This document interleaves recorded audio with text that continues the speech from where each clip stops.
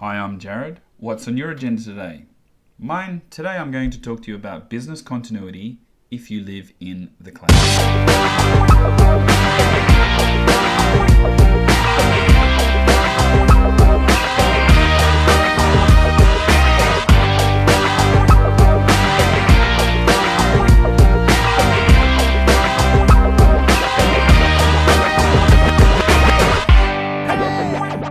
So today we're going to discover whether you need a business continuity plan if you live in the cloud.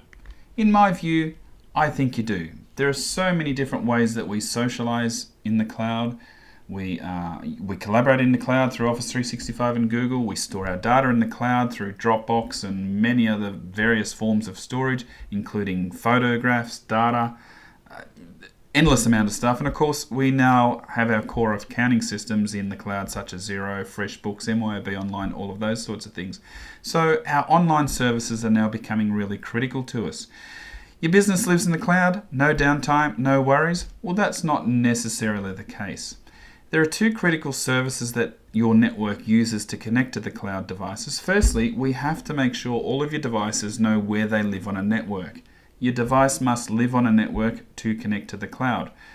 So your device in itself is not going to know how to find this address as essentially what it is that they need. So it looks for a thing called a DHCP server. And if we have a look on our lovely diagram here, a DHCP server is nothing more than a computer that looks for devices that are turned on, assigns them a network address, and makes them belong to a network. And that network is then what allows them to connect to the bigger networks such as cloud services, and to also connect to other things on your network like printers, NAS systems, file servers, and so on. The other essential service it needs is a product called DNS, which is essentially your big signpost or network directory in the cloud. For example, this is how DNS works. Turn on your device, it picks up a DNS. It picks up a IP address from your DHCP server, and then it says, I'm going to find Facebook. So it doesn't know where to find Facebook. So right down here on Mother Earth, it goes, where do I find Facebook? It hits a DNS server. The DNS server says Facebook can be found here, and directs your device or computer to it and makes that connection. So it's essentially a network directory for your devices. So as technical as that was, it's not really something you need to know or understand or even know how to configure. But what you do need to know is that these devices need to live within your network so that your network can actually have an interaction with the outside world, which is the cloud.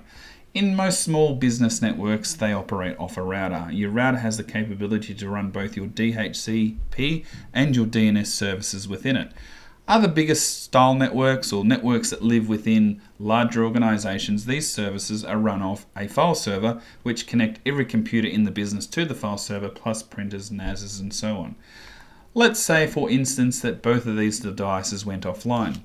Your cloud services still exist up there in the cloud, but there's no connectivity to them. So every device in your network now does not know where it exists, and it does not know how to find things.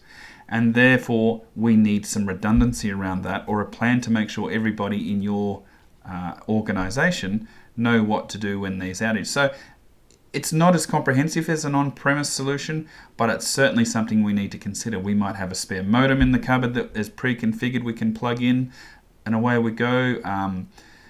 A little more complicated if we've got file server or on-premise, that is specialized equipment that you'll need your IT people or contractor to use. But we need to know, if we can't access our cloud services, why. The other thing that quite often happens is we have service provider outage. For whatever reason, your service provider disappears off the face of the earth and you've got no way to connect to your cloud service. So the business continuity plan for cloud services is about redundancy, essentially, because most of your stuff lives in the cloud.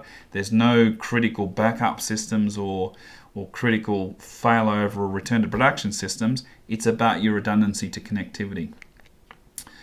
Another critical problem I see with cloud services is they don't have an incremental backup system or the ability to roll back if you have a dilemma within your cloud service. Generally, my experience, the problems I've seen with cloud services and rollbacks is things like mass deletion of files, mass deletion of records, Or the old clanger that I have seen happen so many times, somebody will load a CSV file up to export information out of one cloud service and bring it into another, and they mismatch fields or something like that.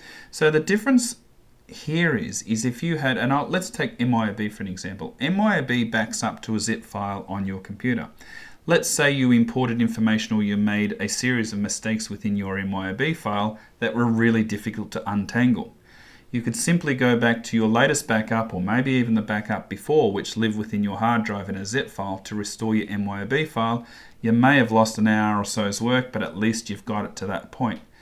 Cloud services, in my experience, some do, but generally cloud services in my experience don't give that level of redundancy.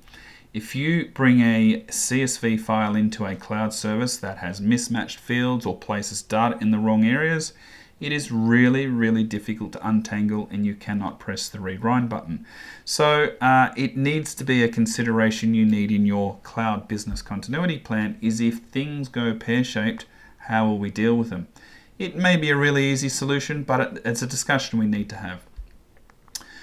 A lot of small businesses that operate or live in the cloud do a lot of quotes. They might have mini databases such as price lists, office files, and especially photographs. Photographs are something that we see every day being taken for all sorts of reasons, not only personal reasons, but things that might happen with technical people on site, or something that needs a record that you can write down. People take photographs.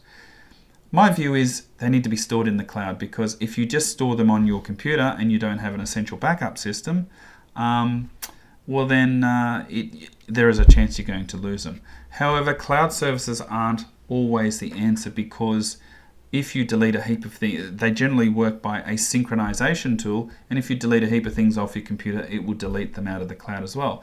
So please, if you're going to use cloud services, always make sure you get a removable hard drive and take backups of those synchronized folders. But cloud services offer an absolute brilliant way to have files not only available on the computer in your office, but you can, and I'll use Dropbox as an example, which is what I use. You can put a file in your Dropbox folder and pick it up in any computer that can access your Dropbox folders, or a device. I can pull my information up on my phone, for instance.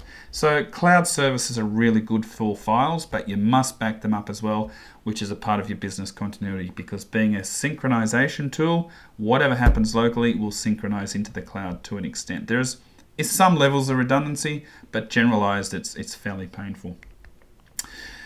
Cloud providers offer a great service. I mean, it's just fantastic where we are now in the industry compared to where we were 30 years ago or even 20 years ago.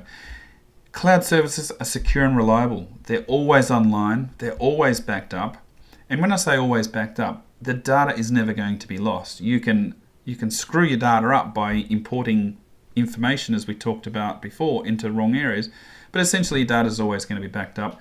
It's always available, and it is across multiple devices. So you can use CRM platforms or file platforms that you can open up on your iPad, your computer. It allows us to work all over the place. There's just simply no doubt cloud providers offer a secure and reliable environment to store your data, and they're extremely cost effective. It's just the cost of ownership now to pay a monthly cloud service fee is far less than putting in online premise or on-premise solutions in many cases. Providing you understand the small number of continuity issues exist and plan for it, a good plan will no doubt keep you open for business 24/7. Business continuity is about risk planning and prevention. So when risk presents, life is not about waiting for the storm to pass, it's about learning how to dance in the rain. Jared from Fusion Business, thanks for dropping by our YouTube channel. So you might ask, how can you contact Fusion? www.fusiongroup.online. It is all there. From the front page, click for help, or simply scroll down to the bottom of the page where you can fill out an inquiry form or book directly into our schedules now. It will tell you when we're available. Why not check us out on social media? Facebook and Twitter, we're there. While we're talking about information, please subscribe to our blogs and articles. All of the good oil on news, information, and what we're up to or talking about is there. We're online a lot, so you can also hit us on Facebook Messenger. If we're around, we can respond to you straight away through a Facebook message, or simply pop us an email. As easy as that. Look forward to hearing from you.